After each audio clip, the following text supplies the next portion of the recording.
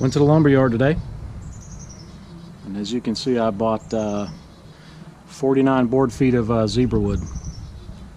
So these come in 11-foot pieces, and they don't like to cut them, and they're not all straight as I'd like. So what I'll do now is I'll take the best. It's going to be a 6-foot table, but at this stage I'm going to make them about 6.5, and I'm going to do the best 6.5 foot piece, the best 6.5 section of each board. I'm about to mark them off and number them. I've been out here trying to sequence them and get them in the right order for the tabletop. Jake, what do you think? Jake, what do you think? All right, I'm about to get started on the Zebrawood table.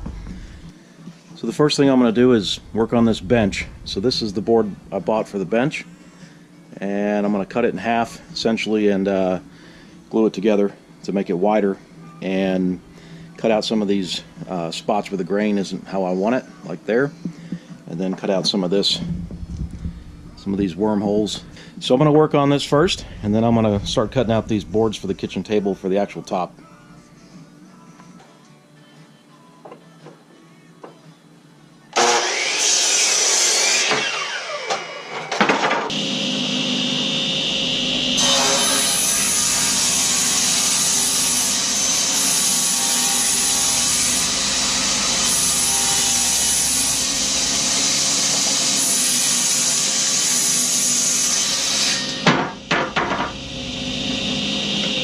Alright, as you're trimming these boards up to size, now's the time you want to look for defects like this. So this is some rot.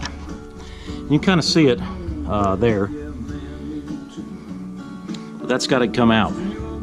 So it's better to find these things now. Look for any checks in the end, because you don't want that in your final table.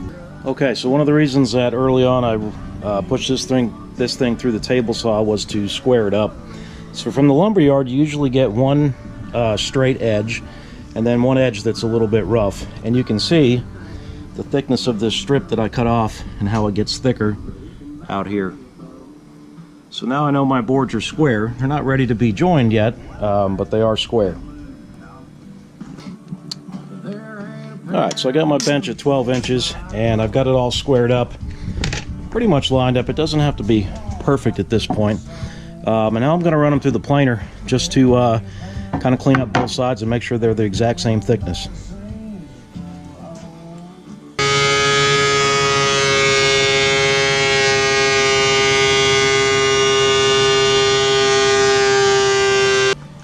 Alright, after planing, I know for a fact that they are the same thickness. This particular planer, just a DeWalt benchtop model, and what it has is a finishing cut, 179 cuts per inch, and then a dimensioning for 96. So if you run it through on 179 cuts per inch, it's going to give you a real smooth finish, and let me show you. It's pretty nice. Still going to require a lot of sanding, but it gets you pretty close. Okay, so when you're gluing two boards together like this, you want to make sure that they're the same thickness, which we took care of in the planer, but you want to make sure that there's no gaps. I don't know if you can see that very well, but the only tool that will give you a flat edge like that and allow you to join two boards without hardly any seam at all is a joiner. So I'm going to run these things through the joiner. You got some blades in here, so you can kind of see that. And this will just take off a little bit of material, but it will square up those edges and you will have a seam free. We're going to have a seam, you'll be able to see it, but it will be very minimal. You won't have any gaps for sure. Okay, so there is the joined edge, and when you put that together, it is tight, and that's what the joiner gives you. Nice tight joint. So I'm going to get out my glue sled and my clamps, and I'm going to go ahead and glue this board up. Okay, this is my clamping sled, as I call it, but it's just boards with hollowed out spaces for the pipes, and then I got my steel pipe clamps. So I'm going to put these two boards in here, glue them up, get them clamped up nice and tight.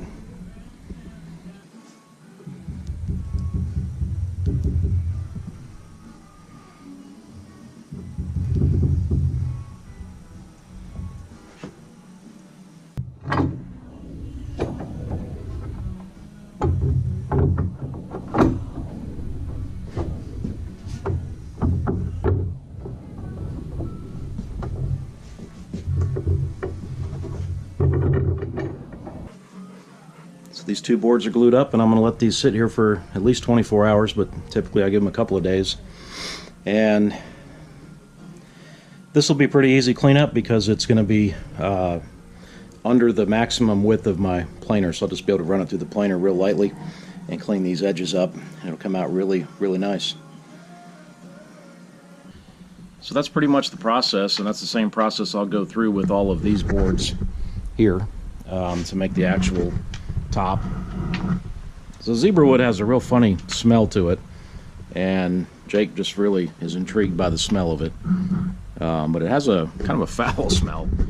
Kind of a foul smell when you're cutting it, but it's a beautiful wood. So you cut the piece out to the dimensions that you want.